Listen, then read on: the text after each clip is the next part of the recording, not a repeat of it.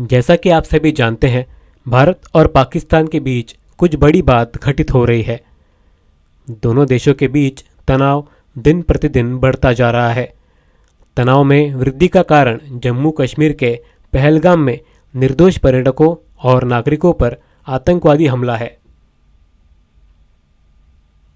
इसकी कड़ी आलोचना की गई थी। भारतीय और पाकिस्तानी सेनाओं के बीच तनाव रहा है, लेकिन नागरिकों पर हमले अत्यंत निंदनीय है। आशीष न्यूज़ ने इस पर कई वीडियो जारी किए हैं। यदि आपने उन्हें नहीं देखा तो आप उन्हें अवश्य देखें। इस मामले में एक चौंकाने वाली खबर अब सामने आ रही है। गृह मंत्रालय ने सभी राज्यों और केंद्र शासित प्रदेशों को नोटिस जारी किया है कि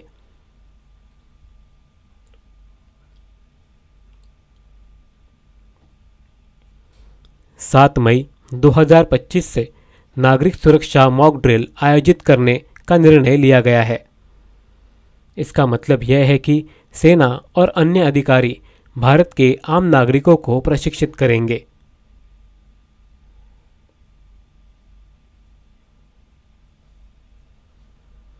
ताकि किसी भी हमले के दौरान लोग तैयार रहें, घबराएं नहीं और सुरक्षित रह सकें। यही कारण है कि लोगों को प्रशिक्षित किया जाना चाहिए। आश्चर्य की बात है ना? हालांकि ये पहली बार नहीं है।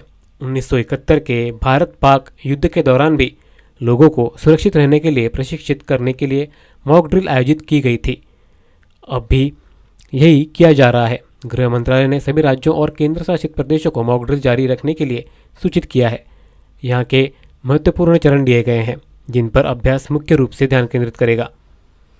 हवाई हमलों की चेतावनी देने वाले सायरन लगे हैं, जो हवाई हमले के दौरान नागरिकों को सुरक्षित स्थानों पर जाने के लिए सचेत करने के लिए तेज आवाज करेंगे। ये सुनिश्चित करने के लिए कि ये प्रणालियाँ ठीक से काम कर रही हैं, इनकी जांच की जाएगी। रूस यूक्रेन युद्ध में भी ऐसे सायरन का इस्तेमाल किया गया है, जो लोगों को तुरंत सुरक्षित स्थान पर जाने की चेतावनी देता है। भारत में भी यही प्रयोग किया जाएगा।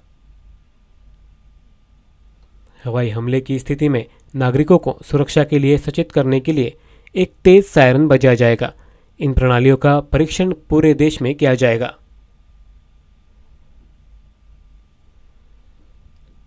हमारी वायु रक्षा प्रणाली निश्चित रूप से किसी भी दुश्मन के विमान या ड्रोन को हमारे क्षेत्र में प्रवेश करने से पहले ही नष्ट कर देगी, लेकिन फिर भी हमें तैयार रहना चाहिए किसी भी स्थिति के लिए। इसलिए नागरिकों को सुरक्षित रखने के लिए पूरे देश में चेतावनी सायरन का परीक्षण किया जाएगा।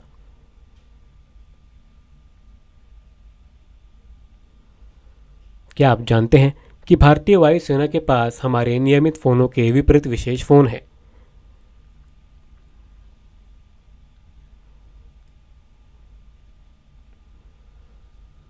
इन विशेष फोनों की कार्यक्षमता की जांच की जाएगी, ताकि वे रेडियो फ्रीक्वेंसी पर अलर्ट भेज सकें।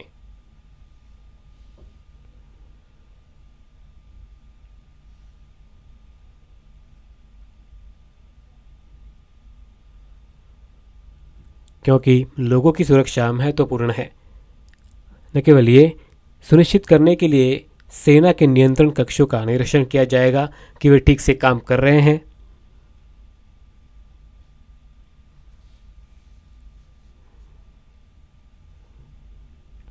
लेकिन बैकअप कंट्रोल रूम भी स्थापित किए जाएंगे और उनकी तैयारी का परीक्षण किया जाएगा।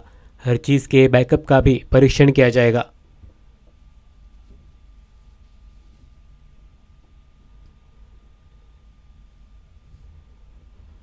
ऐसा किसी हमले या नियंत्रण कक्ष में तकनीकी समस्या की स्थिति में लोगों के बीच अराजकता से बचने के लिए किया जाता है। इसलिए बैकअप नियंत्रण कक्ष होंगे। अद्भुत! यह बहुत महत्वपूर्ण है कि लोगों को, विशेषकर स्कूल और कॉलेज के छात्रों को, दुश्मन के हमले के दौरान सुरक्षित रहने के लिए प्रशिक्षित किया जाए, जो उसमें किया जाएगा।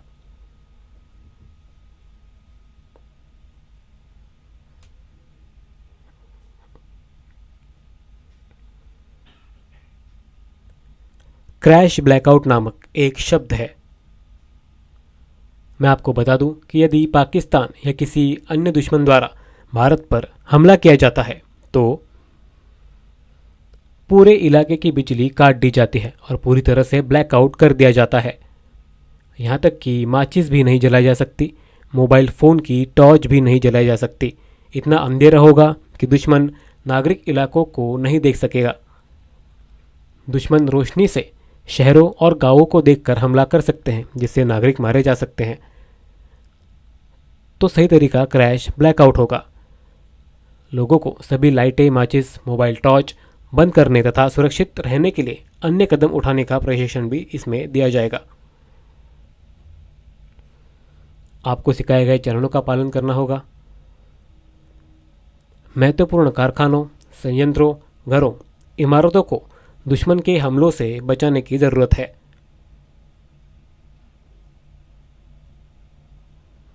उन्नीस सौ इकहत्तर के भारत पाक युद्ध के दौरान उत्तर प्रदेश के आगरा में स्थित ऐतिहासिक स्मारक ताजमहल को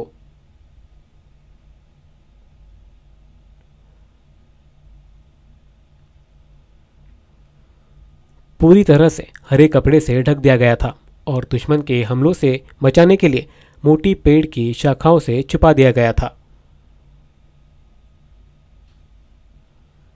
ये एक जंगल जैसा दिख रहा था और हम इसे दुश्मन के विमानों से छुपा सके। इसी प्रकार पूरे भारत में महत्वपूर्ण इमारतों, कारखानों को ढक दिया जाएगा और छद्म आवरण लगा दिया जाएगा ताकि दुश्मन के विमान उन्हें न देख सके। ये कदम मॉक ड्रिल का हिस्सा होंगे।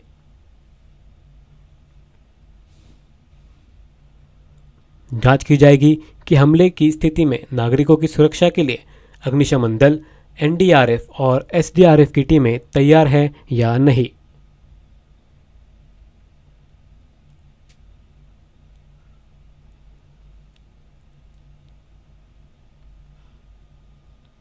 मॉक ड्रिल के दौरान निकासी योजना और मार्ग तैयार किए जाएंगे तथा ये जांच की जाएगी कि लोगों को कैसे और कहां सुरक्षित रूप से पहुंचाया जा सकता है।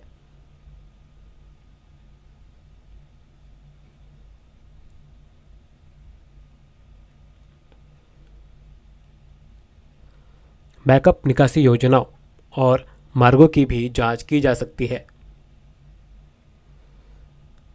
इसके अतिरिक्त हमले की स्थिति में बचाए गए नागरिकों को आश्रय देने के लिए गुप्त राहत शिविर तैयार किए जाएंगे।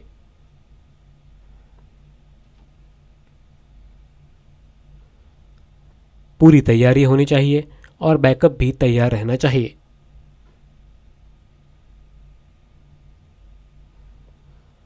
पाकिस्तान सीमा के निकटवर्ती राज्यों जैसे जम्मू कश्मीर, पंजाब, राजस्थान, गुजरात,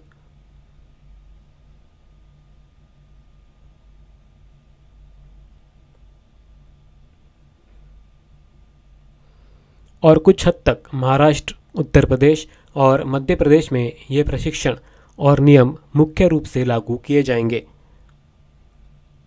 भारत के पूर्वी राज्यों में यह अभ्यास भले ही न हो, लेकिन इसकी पुष्टि के लिए हमें सरकारी दिशा निर्देशों का इंतजार करना होगा।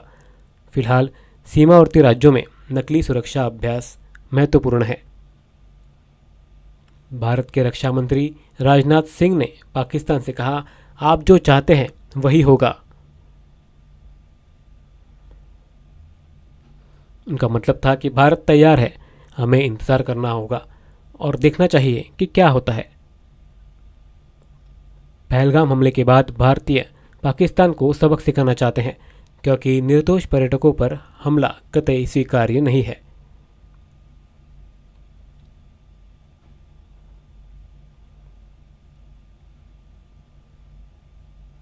विवाद सरकारों के बीच होना चाहिए और नागरिकों को इसमें शामिल नहीं किया जाना चाहिए। भारतीय नागरिकों पर हमले से नाराज हैं और पाकिस्तान को सबक सिखाना चाहते हैं। मैं आपको एक चौंकाने वाली, विचित्र और अविश्वसनीय घटना बताने जा रहा हूं। केंद्रीय रिजर्व पुलिस बल सीआरपीएफ के कांस्टेबल मुनीर अहमद को नौकरी से निलंबित कर दिया गया है। एक भारतीय सुरक्षा अधिकारी को निलंबित क्यों किया गया? ऐसा इसलिए क्योंकि अधिकारियों को उनकी पत्नी मीनल खान, जो कि एक पाकिस्तानी नागरिक है, पर जासूस होने का संदेह था।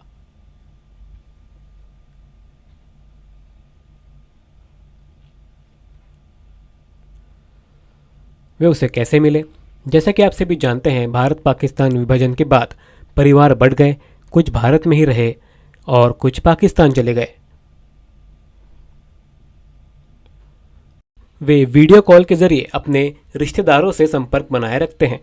अहमद और उनकी पत्नी मीनल खान कजिन्स हैं और उन्होंने 24 मई 2024 को वीडियो कॉल के जरिए शादी की, जिसके बाद वो भारत आ गई। हालांकि भारत सरकार द्वारा सभी पाकिस्तानी नागरिकों को देश छोड़ने के लिए कहने के बावजूद अहमद ने अधिकारियों को सूचित किए बिना अपनी पत्नी को यहाँ कैसे रहने दिया। अहमद ने दावा किया कि उन्होंने पाकिस्तानी नागरिक मिनल खान से अपनी शादी के बारे में अपने विभाग को पहले से सूचित किया था। अधिकारियों के अनुसार हालांकि अहमद द्वारा उन्हें अपनी शादी के बारे में बताना स्वीकार्य था, लेकिन पाकिस्तानियों को भारत छोड़ने के लिए कहे जाने के बाद भी अपनी पत्नी को भारत में ही रखना, विशेषकर जब उसका वीज़ा समाप्त हो गया था, इसके परिणाम स्वरूप उसे वापस लौटने को कहा गया और अहमद को निलंबित कर दिया गया। अहमद ने अब प्रधानमंत्री नरेंद्र मोदी से इस मामले पर गौर करने का अनुरोध किया है। भारतीय एजेंसियों को संदेह है कि कई पाकिस्तानी भारतीयों के साथ विवाह को भारत में पाकिस्तान के लिए जासूसी करने के बहाने के रूप में इस्तेमाल कर रहे हैं। इसलिए इसे रोकने के लिए पाकिस्तानियों को यहाँ से चले जाना चाहिए। कई भारतीयों ने अहमद की पत्नी को वापस भेजने के अधिकारियों के फैसले का समर्थन किया है। उनका मानना है कि उसे यहाँ रहने देना गलत था। अपडेट की प्रतीक्षा करते हैं।